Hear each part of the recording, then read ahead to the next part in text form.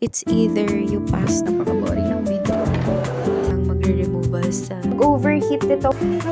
hindi ako nakatulog. At fit check. Oh, sarap. Send ko kay, wait lang. Mga nakapasahan. Oh, flat yardstick. It's currently 1 a.m. and I can't sleep. Alam niyo ko bakit? Kasi iba wala na kaming pasok. Term break na namin. Tapos last week nag-end yung school year. And binigay na yung mga list ng magre-removal sa anesthesiology subject namin. And wala ako doon. Feeling ko, mas kampante pa ako kung nandoon ako. Seryoso. Kasi syempre hindi mo alam kung ano yun, bagsak ka ba, nakapasa ka ba, o ano, parang hindi ko alam. Bahala na talaga. Wala talaga. Tapos, gusto ko lang i-vlog din to. Alam mo ako, huwag niyo nang pansinin yung mukha ko, guys. Kasi, wala tayong magagawa dyan, okay? So, ayun nga. Sobrang hindi talaga ako makatulog kasi iniisip ko siya ng iniisip na baka mamaya umulit ako sa subject na yun. Tapos naisip ko, ano naman kasi if umulit ka, 'di ba? Hindi, actually. Siyempre, dagdag gastos yun. Pero, if umulit ka, then retake it na lang. Huwag mo na masyadong isipin. Pero actually, nino-overthink ko pa rin talaga. Mahirap siyang di isipin. Kasi syempre, ang hirap ng subject na yun. Actually, dalawang subject talaga. Opat tsaka yung anesthesiology namin. Nahihirapan talaga ako. As a person with ADHD, nahihirapan ako kung paano siya aralin. Nuturo naman siya, pero wala eh. Yung ano ng utak ko eh, I'm slow learner, slight. Hindi, actually, fast learner ako, pero mabilis akong makalimot. Fast learner, fast forgetter. Tapos alam nyo ba, sobrang nabuburyong na ako dito sa bahay. Nakakalungkot kasi wala nang allowance, diba? Ang gagawin ko siguro, magko-crochet. Tapos, ang problema kasi hindi ko na alam ano yung i-crochet ko kasi parang ang dami ko ng kinrochet.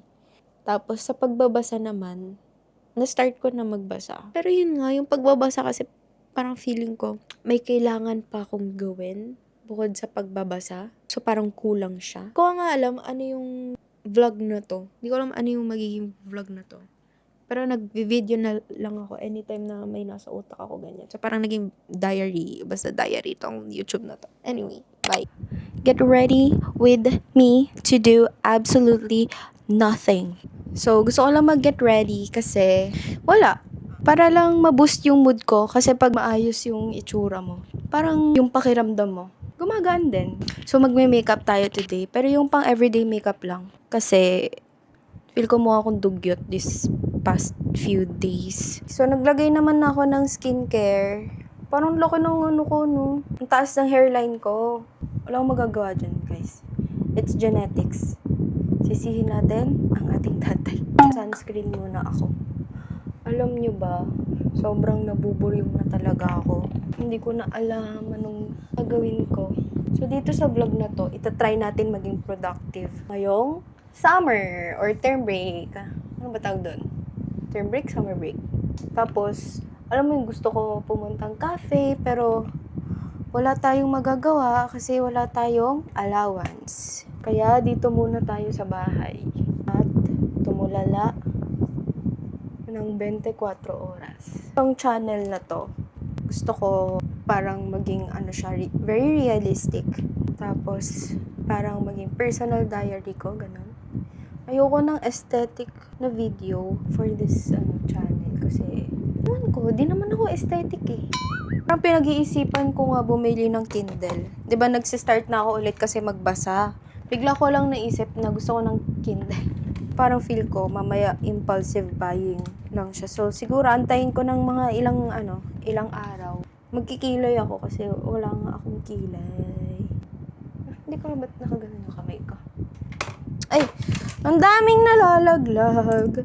Iniisip ko pa rin yung magiging grade ko sa honest. Itong blush ba gamitin ko? Easy.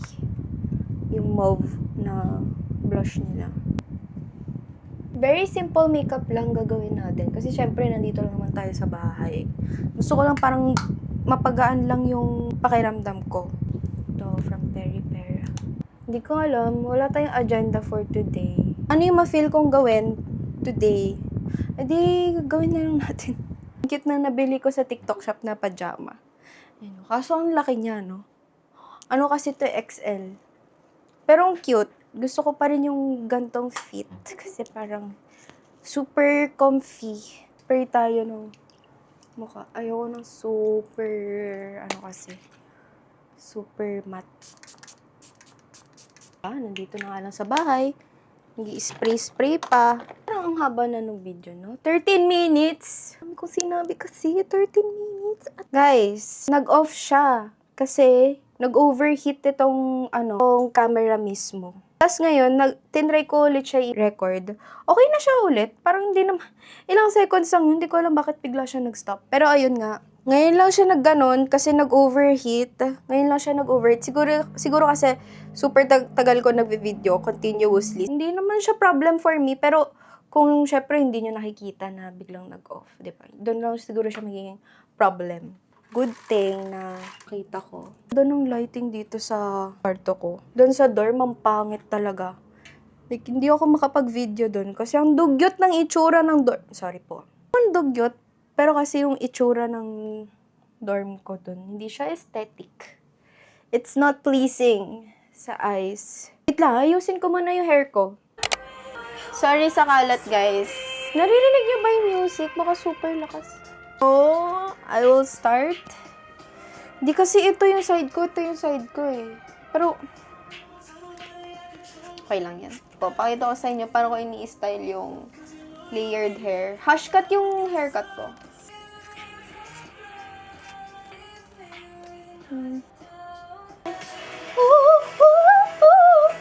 Lamel. Ito pala, ito yung mga crochet ko. Titingnan ko mamaya ano yung colors na meron ako para alam ko anong project yung gagawin ko. Iisipan ko kasi kung bucket hat ba or bag. Kaso, parang puro bag na kasi. Parang puro bag na kasi yung ginagawa ko. Think, let's go for bucket hat. Kaso, hindi naman ako nagba-bucket hat. So, hindi ko alam. Mali ko na.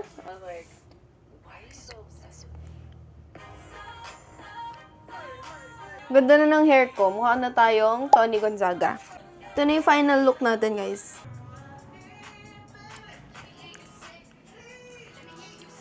Hindi ko na alam ano gagawin ko. Pero okay lang yun kasi at least maganda tayo, di ba?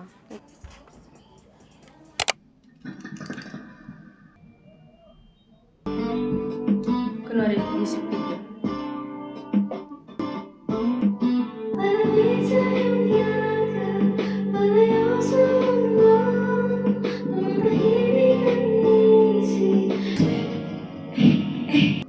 It's like we're making up for lost time. Introduce me to your best friend. She's my way back. Dapat damang-daman natin.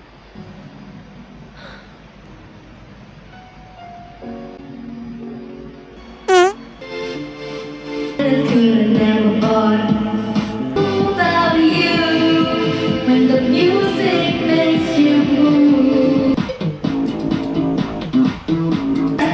Fever, you know I'm hitting with the heater. Fun stuff, heater, but I think my life's a leader. Magpa 5 PM na ata. Sorry guys, napaka-boring ng video na to. Ay, ito pala yung binabasa ko. To. Actually, January ko pa to in-start. Tapos, hindi ko pa rin siya natatapos hanggang ngayon. Kasi nga, wala akong time. Super busy ng 3rd year, 2nd sem namin. Dentistry student ako, guys. So, yeah. Dito pa lang ako. Ayan, ganyan pa lang yung nababasa ko. And wala pa masyadong nangyayari.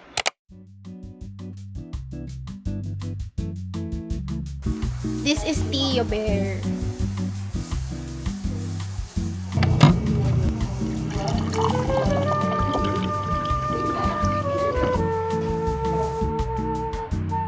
Tarello. Oh. Kami ang ganyan. Naiinitan ka, no?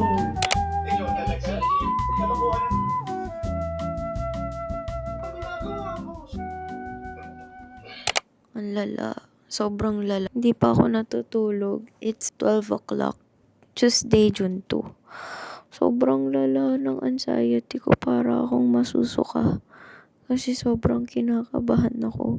Kahapon kasi, binigay yung removals list sa oral pathology.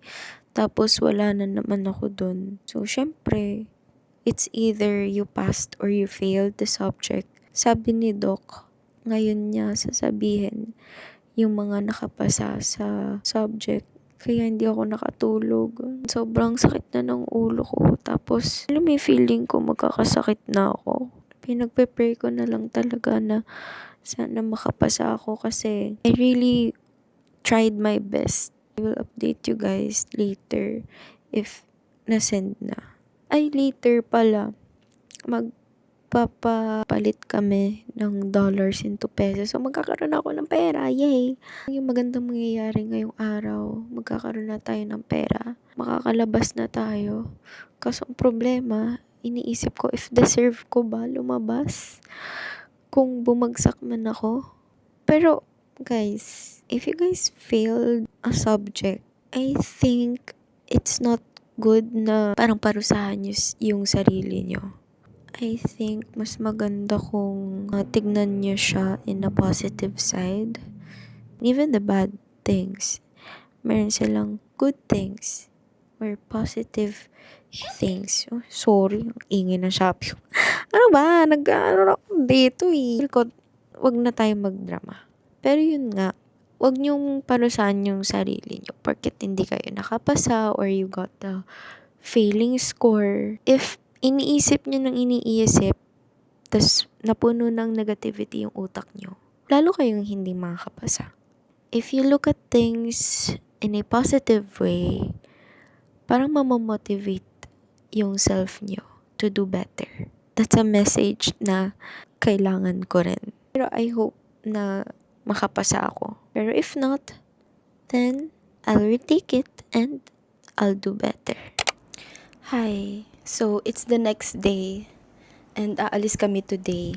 Binigay na yung list ng mga nakapasa for oral pathology and anesthesiology subject namin. And guess what? Nandun ako! Hindi ko ine-expect na makakapasa ako sa subjects na yun. Pero, you know, I studied so hard din kasi. So, ngayon, punta kaming SM North EDSA. Syempre, rewardan naman natin yung sarili natin, 'di ba? Nanonood kami ulit ng Sine, Colony ulit. Pinanood ko na yun. Yung kapatid ko kasi hindi pa, so parang sasamahan ko siya. Excited na ako lumabas. Tsaka bibili pala ako sa KKV. Ay, balik. Mukha lang. Ako panutan. Fit check!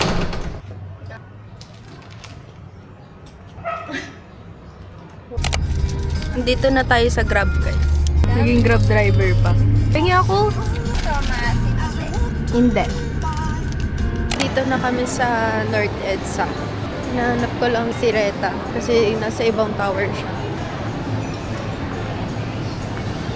Bango talaga dito. May mayaman. Hello ka! Sinabi ko susunduin kita eh. Hello vlog, nasundo niya na ako. Gusto mo rin 19 degrees? Oh, sige. Libre kita. Hindi, meron ako eh. Hindi, libre Patay mo lang. yung vlog para kunyari may pera. Sige, sige. Tama, ang puti ko. Di naman? Wala pa. Oo, oh, yun. Hawak ka. Gusto mo rin yan? Oh, sige. Sige. Sama mo to sa vlog kita. Hello. Bumili kami ng drink. Hanggang dito lang. Sarap sobra. Black Frost. Tikim pa, tikim. Wala silang picture? Nandun. Dalawa kasi yung may itim. Harap. Ayun, sir. Black Frost. Bakit? Parang gusto ko mag-yard. Sarap, parang milk tea. Maghanap daw si ate po ng yardstick. Black Frog. Bili tayo marami. Tapos uwi ko sa bahay. Ganyan? pa?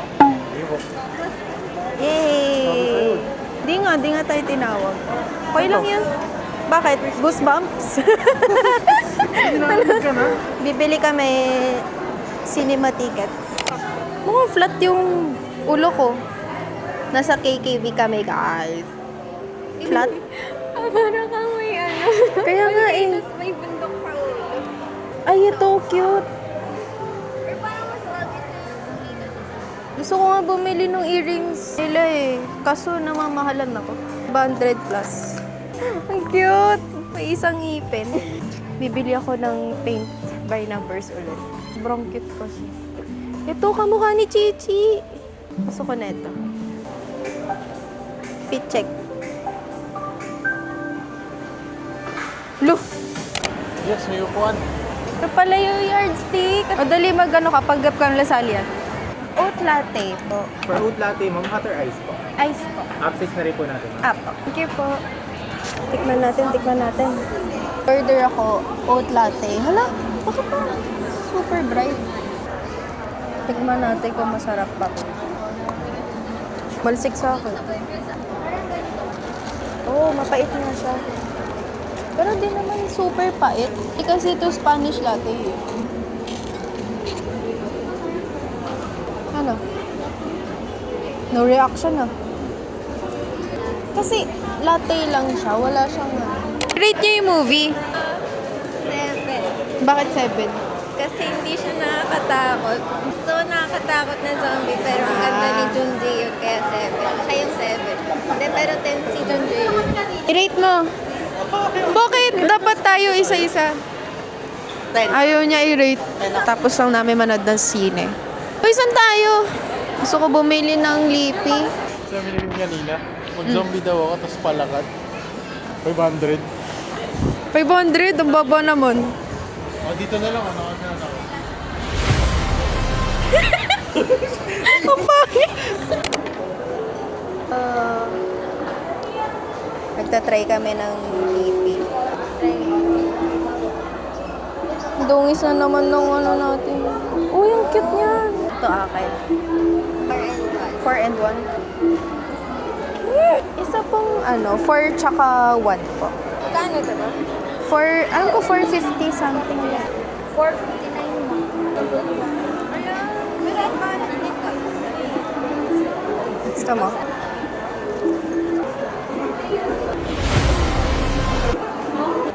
Gastos.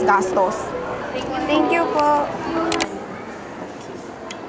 Hey guys, rotate.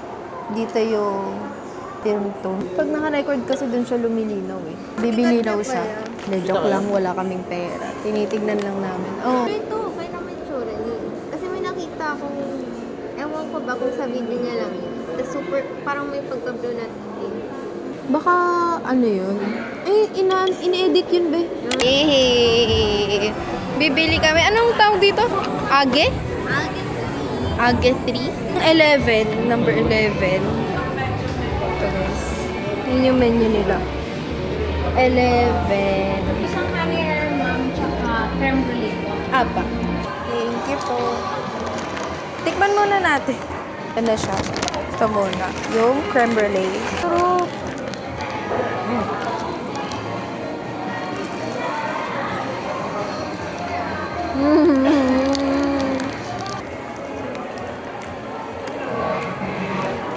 sarap no? Ang sarap. Tikman natin yung isa. Ano naman to? Cream cheese? Ayun, ako na. Sarap!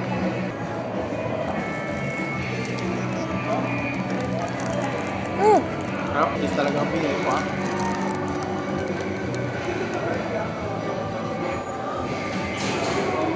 Sarap no? Mahal ka? Parang sila masarap. Bisa, pag-bisa. Sarap no? Sarap guys. 10 out of 10. Hindi super tamis ng cream. Sabi ko kasi huwag tamis, ha? Sobrang daming cream oh.